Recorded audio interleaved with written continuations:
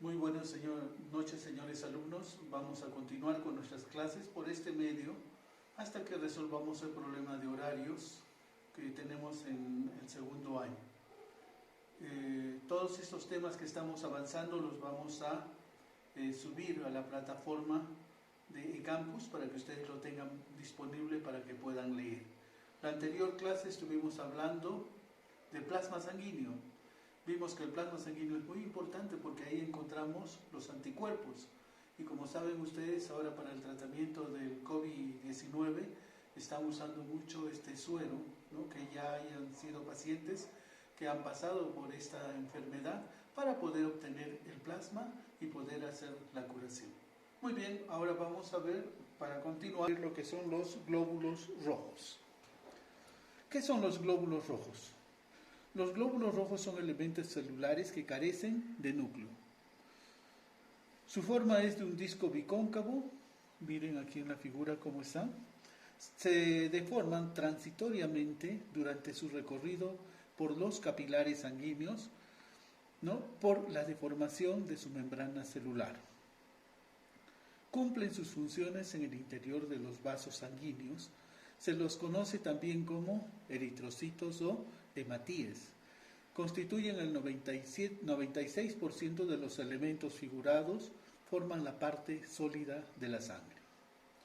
Los glóbulos rojos contienen un pigmento muy importante, que es la hemoglobina, en una concentración de un 15% en el varón y un 14% en la mujer. En cada gramo de hemoglobina hay 1.39 mililitros de oxígeno. No se olviden que la hemoglobina, aparte de dar el color a la sangre, interviene también en el transporte de oxígeno y la eliminación del dióxido de carbono. Los glóbulos rojos tienen tendencia a adherirse entre sí, siguiendo las superficies cóncavas, formando pilas o columnas de monedas. Se cree que es por su tensión superficial. ¿Cuáles son las características de los glóbulos rojos? Primero, la forma. ¿Cómo es? Es de un disco bicóncavo, tiene un exceso de membrana celular por una deformación transitoria y no tiene núcleo. Su tamaño mide más o menos 7 micras de espesor en la parte central, ¿no? 1 micra, y en la periferia 2.5 micras. Su color es amarillo rojizo. Su volumen de 90 a 95 micras, ¿no? De hemoglobina. Su concentración está de 4 a 4.500, ¿no? milímetros en la mujer, y en el varón está de 4.700 a 5.000. Las variaciones van entre 3.000 a 5.000. O sea, que la concentración de glóbulos rojos es de 3.000 a 5.000 por milímetro cúbico. Su vida media es más o menos de 120 días. ¿Cuáles son las funciones principales de los glóbulos rojos? Primero es el transporte de los gases. Ya sabemos, lleva el oxígeno, se produce la hematosis a nivel de los alvéolos pulmonares, ¿no? Lleva el dióxido de carbono, hematosis en los alvéolos pulmonares y recoge el oxígeno. Transporte de nutrientes, ya hemos visto. A nivel de las vellosidades intestinales recogen todos los nutrientes, ¿no? Para ser llevados hasta las células. Están en la circulación sanguínea. Determinan la densidad y viscosidad de la sangre por medio de las albúminas. Regulan la presión arterial y sistémica, ya hemos dicho, ¿no? A mayor concentración de glóbulos rojos, mayor presión arterial. Intervienen en el proceso de excreción, llevando todas las toxinas hacia afuera. Regulan la temperatura.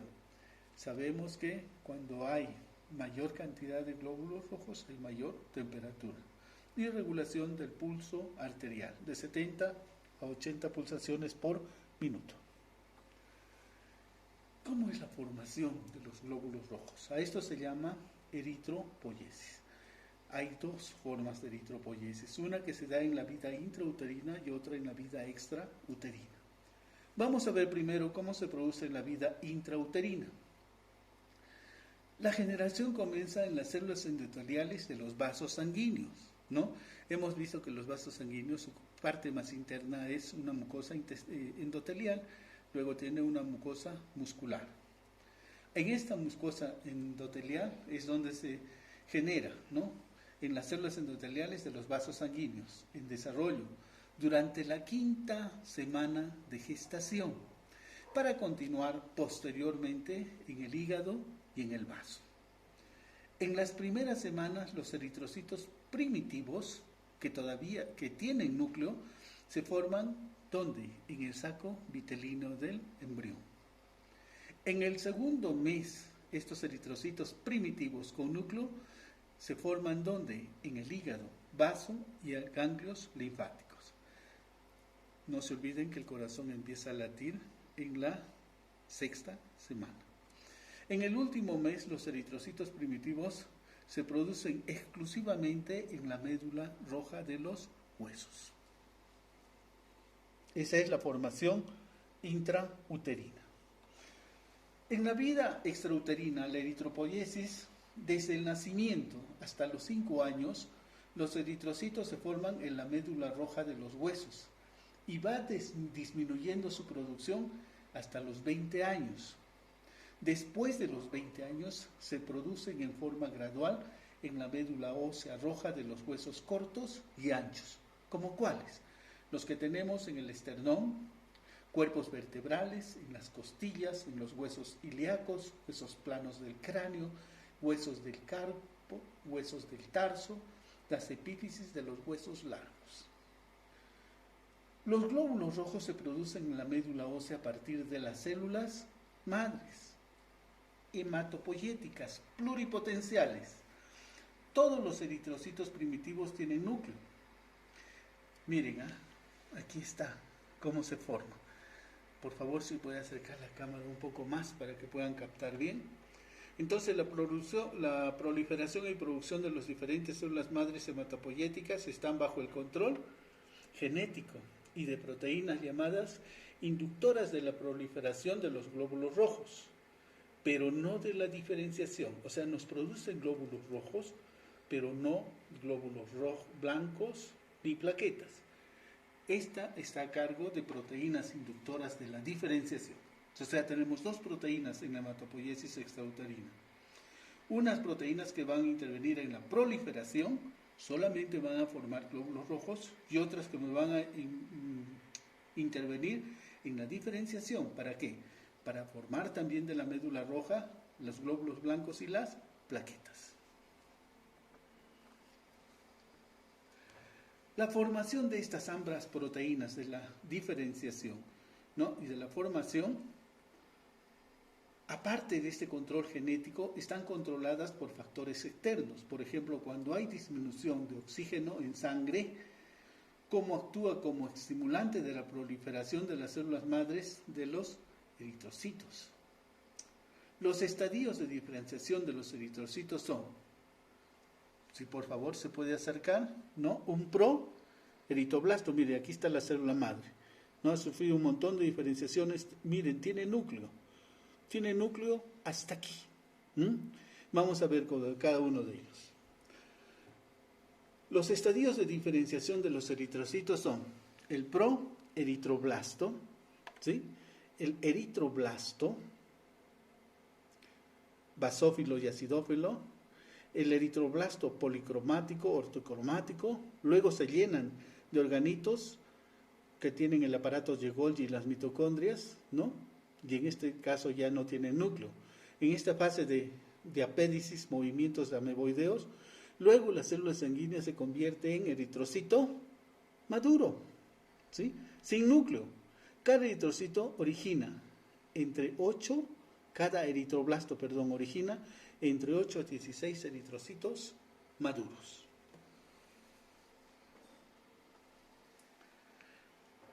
Regulación de la producción de eritrocitos. La función eritropoyética. Esta función eritropoyética es el factor principal que estimula la producción de eritrocitos. Hay una hormona muy importante, que es la hormona eritropoyetina, que es una glucoproteína que se forma el 80% en los riñones, ¿no? Y en el hígado el 20%. Ojo, aquellas personas que tienen problemas renales van a tener problemas también de baja de eritrocitos. La maduración de los eritrocitos. Es muy importante la vitamina B12 y el ácido fólico, que son sustancias químicas importantes para la maduración de los eritrocitos. La ausencia de una de estas vitaminas, ¿no?, la vitamina B12 o el ácido fólico, produce la disminución del ADN y por tanto del trifosfato trimidina, causando fracaso en la división nuclear y maduración final, lo cual causa una no proliferación de los eritrocitos inmaduros. Aumentan de tamaño estos eritrocitos inmaduros, tienen formas irregulares, una membrana celular delgada, se reduce su vida a la mitad, ¿no? Si son 120 días, 60 días más o menos, y se los llama macrocitos o megaloblastos.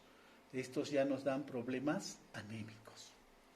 La incapacidad de absorber la vitamina B12 en la mucosa gastrointestinal es la causa de la falta de maduración de eritrocitos. Esto se da en personas con anemia perniciosa por atrofia de la mucosa gastrointestinal, más o menos en el ilion, que es donde se forma, se absorbe esta vitamina B12, de donde esta vitamina B12 se transporta a la sangre por un proceso de pinocitosis. Vamos a pasar ahora a ver la hemoglobina. ¿Qué es la hemoglobina? Es una proteína conjugada encargada de transportar el oxígeno y el dióxido de carbono. Y es el pigmento colorante de la sangre. Está formada por dos grupos. Un grupo HEM o hemo, que consta de un grupo de 4 pirrólicos y una molécula de hierro en el centro, ¿no? De hierro en el centro, miren, una molécula de hierro en el centro, que se une a una cadena polipeptídica larga, que es la globina. Esta es la cadena polipeptídica larga. Su formación y su síntesis se origina en la médula ósea, cuando los eritrocitos están todavía en fase de proeritoblasto, hasta la fase de reticulocito. En estas fases se está formando la hemoglobina. La molécula de hemoglobina tiene la capacidad para unirse al oxígeno. Hemos dicho que transporta oxígeno y dióxido de carbono. En forma reversible. ¿Qué quiere decir? Deja el dióxido de carbono y absorbe el oxígeno. Cuando el oxígeno se une al hierro del grupo hemo, se transporta en forma molecular, como 2 átomos de oxígeno, y se libera en los líquidos tisulares y corporales en forma de oxígeno molecular, disuelto, y no como un oxígeno iónico.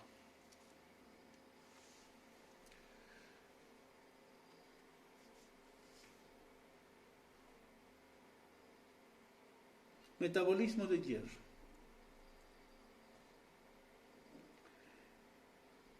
Este es importante para la formación de la hemoglobina. Hemos dicho que tiene un grupo E, ¿verdad? La cantidad es de 3 a 5 gramos. De este, el 65% está en la hemoglobina y el 4% en la miohemoglobina. El 1% en los grupos M y el 15 al 30% se encuentra almacenado ¿dónde? En el hígado y en el sistema retículo endotelial de la médula ósea en forma de ferritina. Cuando el hierro se absorbe en la mucosa del intestino delgado, se combina con una beta-hemoglobina llamada apostroferrina, que forma la transferrina que circula por el plasma cuando hay exceso de hierro en sangre y se deposita en el hígado y el sistema retículo endotelial, donde se combina con la apoferretina y forma la ferritina. La molécula de transferina se une a receptores de la membrana de eritroblastos y de la médula ósea. El grupo hemos es sintetizado por las mitocondrias. Cuando los eritrocitos mueren a nivel del vaso y del sistema de retículo endotelial, la hemoglobina liberada es ingerida por los macrófagos. Muy bien, hasta aquí vamos a llegar en la clase de hoy día, ¿no? Nos quedamos viendo hemoglobina. Muchas gracias, buenas noches.